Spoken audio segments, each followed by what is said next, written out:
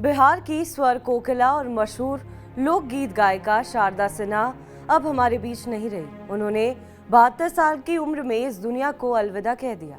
शारदा की तबीयत को लेकर हर मिनट अपडेट्स आ रही थी। वो राजधानी दिल्ली के एम्स अस्पताल में भर्ती थी, जहां उनकी हालत काफी गंभीर बनी हुई थी। सोमवार यानी 4 नवंबर को दोपहर के समय उनकी तबीयत ज्यादा खराब हो गई थी, जिसके बाद डॉक्टरों ने उन्हें वेंटिलेटर पर शिफ्ट कर दिया था। इसके बाद से उनके फैंस उनकी सलामती की दुआ कर रहे थे। शारदा जी लोक गीतों की मलका थीं। इसके साथ ही उन्होंने बॉलीवुड में भी काफी गानों को अपनी आवाज दी थी।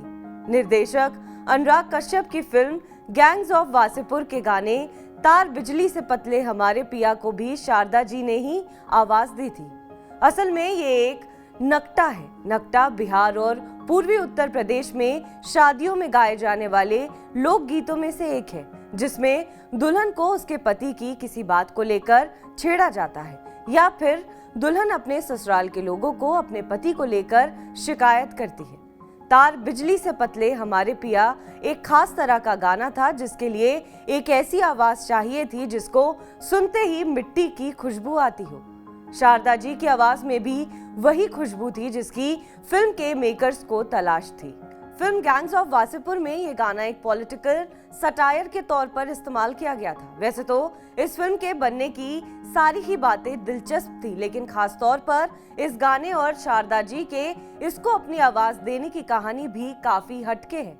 ये गाना फिल्म में नवाजुद्दीन सिद्दीकी और हुमा कुरैशी पर फिल्माया गया है। इस फिल्म का म्यूजिक काफी अनयूजुअल था और ऐसे में इस गाने का सीन में आना अपने आप में फिल्म को एक नया स्तर देता है।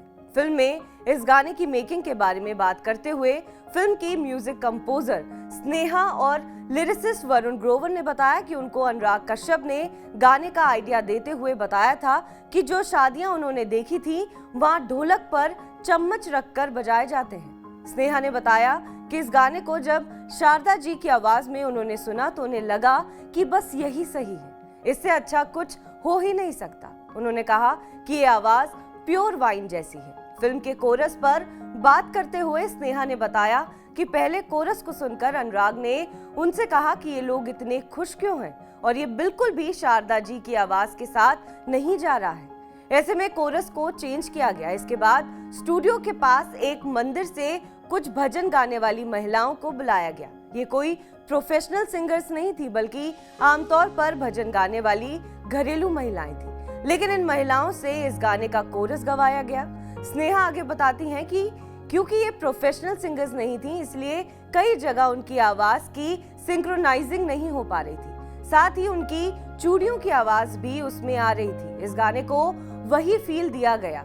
शारदा जी की आवाज ने इस गाने को एक नया मुकाम दे दिया और आज भी याद किया जाता है।